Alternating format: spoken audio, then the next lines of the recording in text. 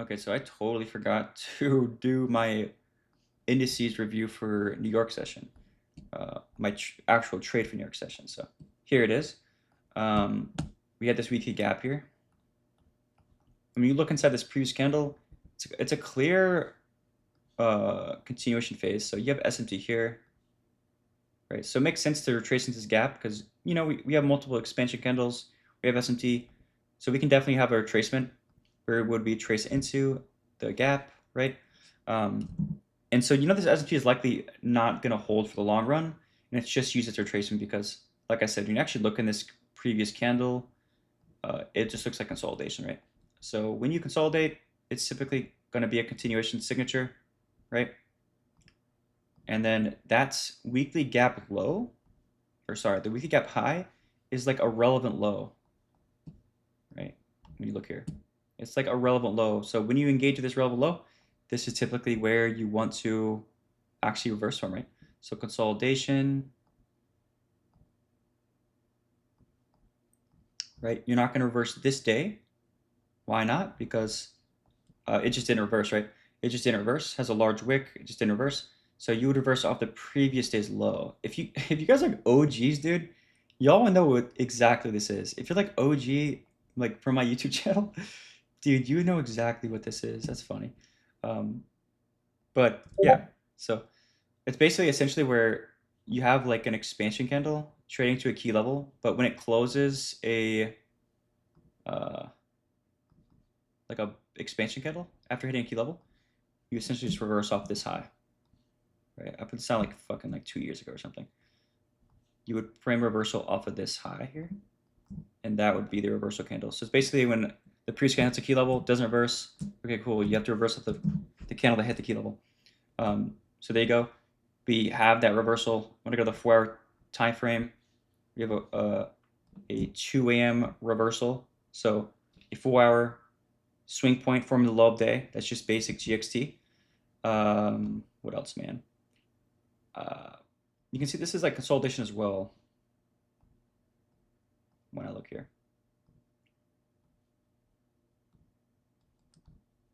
Right, so we actually engage with this low. We do not reverse from it. This is a reverse signature? Hell no. So you have to obviously engage with this low, or engage with the previous low, because we know it's not a reversal anyways. So this is where you get a nice signature in price.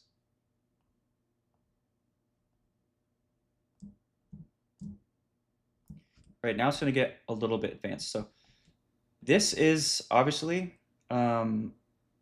not our overall draw liquidity right here. What's our overall draw liquidity for today, in my opinion? It would just be this gap, right? So this would be like almost like fair value gap to fair value gap, but really we're not anticipating price to reverse from this fair value gap, obviously.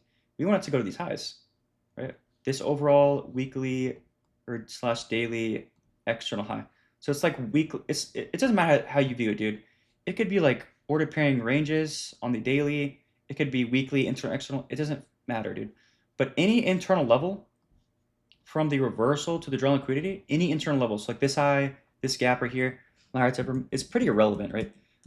It's just, I'm just looking for a area to TP, right? And obviously this weekly previous high, or this daily gap and this previous high is good. That's a good area. So that's where I TP today.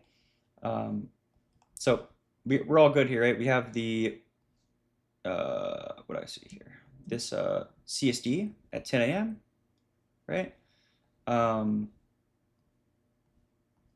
we're all good, right? So we also failed to manipulate this draw. So now we're going to fractalize what I just said, but now you're going to take it from here, right? So what this is essentially is the reversal in the draw liquidity just on a smaller scale, right? So anything between this and here is pretty relevant. You want to see this high here fail to be manipulated because that would be a continuous signature. So that kind of makes sense. So when I look here, we have SMT somewhere. Let me find it. I think it's with this high or something like that. So at 9:30, yeah, it's something like this. So when I look at YM, yeah, it's like right here. So look at YM. Look how close it is to this draw. Like this is the previous high, or I mean the current week high. It's really close to it. And YM traded into the previous 90-minute low, which is a gap low, right? So remember when I told you guys, literally in last recaps, when you have a large range like this, what am I doing? So large range like this, just a large range in general.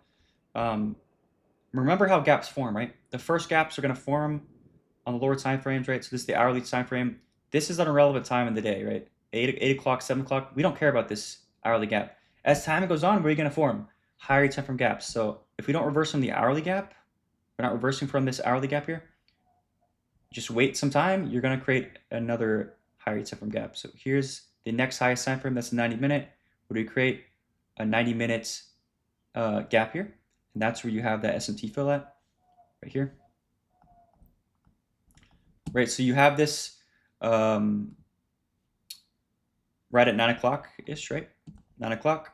So play 9:30, right? That's when, you know, if you have SMT, you're like in a key level before 9:30, but you haven't reversed from it. If you've seen my driver video, then what should we do? We should continue, right? 9:30 should reverse price because we're already in the key level. We already formed the SMT. We just haven't reversed. So that's when we use 9:30 as a driver pairing to continue. When I also look at just phases of price in general, what do we have here? Seek and destroy. What is seek and destroy? We know it's continuous in signature, right? So expansion, right, that leaves these close proximity highs, and we have this fair value gap. Remember that sequence I told you guys? We have close proximity highs, right? You create a gap. We already know this right here, this should be a retracement because price doesn't do this. It doesn't retrace way up into premium like this and reverse. It doesn't typically do that. Especially in a sequence like this, you're actually coming from a key level, right? So all assets are expanding away from here, right? This asset's close to this high. So this becomes a very high probable internal to external model within a model, if that makes sense, right? But you can just see here, you take out this high, and you take out this low, or this low, whatever. That's like seek and destroy, right? So this is all working out very, very nicely. When I go here, you have this CSD. You could have traded this as well, honestly, if you wanted to. When I go over here to RTY, you're going to see what I personally took. So you're going to see here a strength switch. So you see how this asset took out this high and it failed to manipulate it? This high right here. This is the retracement high on YM, essentially. Right? 815. 815 right here. Fails to take it out. This asset, obviously an SMT here. We already know this is likely fake, right? But when you get that strength switch right here, this becomes very, very high probable, right? Because now this is what you have, right? You have a two stages like this, essentially. So this is what I took personally right here. And this is at 10 o'clock, right? Because personally, I don't really like to trade. I'd rather not trade in a candle that's already expanded very largely. When I look at the 4-hour candles at this time, especially on like YM, for example, like look at it. It's such a huge expansion candle. I don't want to long this expansion candle. It's like very, very large. So I'd rather wait towards the end of this 4-hour candle. And this is perfect, right? So here's the close of that 6 a.m. candle. We CSD. Everything's good, right? But right at the end of this previous 4-hour candle, the 6 a.m. candle, what do? We hit a gap, formed a strength switch SMT fill, right? And we have a PSP right here. Bearish candle, bullish candle. So, I mean, we should just expand, right? Because what did the previous candle do? It hit a key level right at the end of its lifespan and printed a reversal confirmation. So 2-stage SMT.